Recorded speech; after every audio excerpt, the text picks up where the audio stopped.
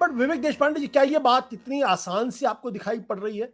राहुल गांधी ने तो कभी नहीं कहा कि मैं विपक्ष का नेता बनना चाहता हूं, मैं प्रधानमंत्री पद का उम्मीदवार हूं।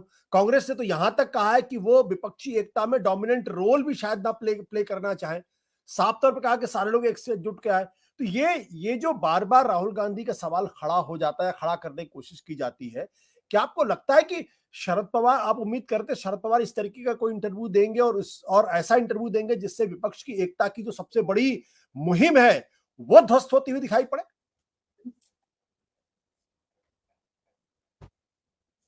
हाँ, आशुतोष जी, मुझे लगता है कि इस तरह की कोई बात नहीं है।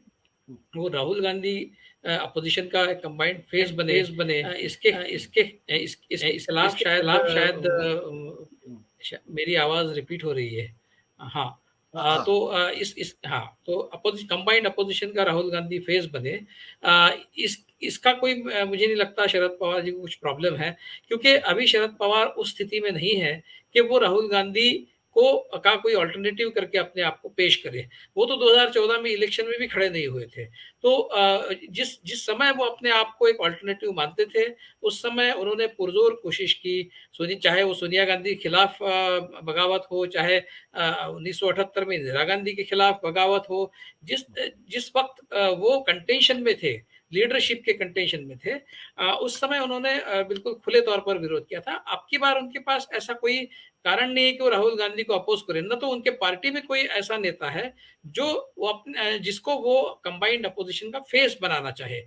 तो मुझे यहाँ पर स्पष्ट ये दिखाई दे रहा है कि कुछ पुरानी दोस्ती का एक रिपेइंग द ओल्ड डेट जिसको कहते हैं, वो पूरा एफर्ट है। प्रिया जी ने बहुत सही बताया, बहुत इंपॉर्टेंट पॉइंट है वो, कि देखिए आप 2019 में जब राफेल का मामला उठा था, उस समय मोदी सरकार के लेवल पर, पॉलिटिकल लेवल पर, और हर लेवल पर राफेल डील को डिफेंड कर रही थी।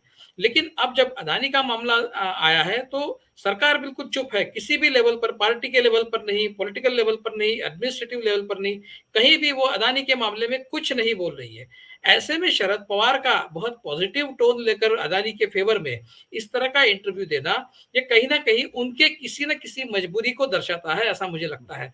वरना वो इस समय जब अपोजिशन यूनिटी बनती हुई दिखाई दे रही है और 2024 में कंबाइंड अपोजिशन बीजेपी के सामने खड़ा होना चाहता है, ऐसे समय में अडानी को आउट ऑफ द वे जाके डिफेंड करना, और उस लेवल पर डिफेंड करना जिस लेवल पर खुद बीजेपी नहीं कर रही है, तो कहीं ना कहीं यहाँ पर शरद पवार जी की कुछ मजबूरी है, जिस मजबूरी के चलते उनको ये सब कहना पड़ रहा है, ऐसा मुझे लगता है आशुतोष जी। बट क्या मजबूरी हो सकती है उनके? एक जो मिनिस्टर थे वो तकरीबन 1.25 साल तक तो जेल के अंदर थे, दूसरे मिनिस्टर अभी भी जेल के अंदर है। ये कोई मजबूरी हो सकती है या इसके अलावा कोई और मजबूरी हो सकती है? देखिए, जिस तरह से जेपीसी में रिकॉर्ड समन किए जा सकते थे, और उसमें किन किन लोगों के साथ में अदानी के क्या क्या संबंध है और किस तरह से ये मनी ट्रेल काम कर रहा है, ये अगर बातें सामने आती जेपीसी में, तो हो सकता था कि सिर्फ मोदी जी का जो रिश्ता बताया जा रहा है अदानी के साथ, सिर्फ मोदी जी नहीं, और भी कई लोग होंगे जिनके साथ में अदानी के रिश्ते हैं। और उस मनी ट्रेल का कहीं ना कहीं अगर जो बात हो रही है अपोजिशन की तरफ से कि 20,000 करोड़ जो है वो किसके है, और अरविंद केजरीवाल तो डायरेक्टली कह रहे हैं कि ये तो 20,000 करोड़ तो सीधे मोदी जी के हैं। अब ये जो मनी ट्रेल है, इसमें कौन कौन इन्वॉल्व है? सिर्फ मोदी जी नहीं है, शायद और भी कुछ लोग होंगे। तो शरद पवार किस बात से डर रहे हैं? इस तरह का एक सवाल उनके इस इंटरव्यू ने खड़ा किया है। ये अनजाने में शायद उनको उनको वो बहुत ही इंटेलिजेंट पॉलिटिशियन है, उनको भी शायद इस तरह का सवाल उनके खिलाफ खड़ा किया जाएगा, वो समझते होंगे। लेकिन हो सकता है उनकी इतनी मजबूरी है कि उनको ये सब बोलना पड़ा है। आशुतोष बिल्कुल। जी। सत्य हिंदी का ऐप डाउनलोड करें गूगल प्ले स्टोर पर।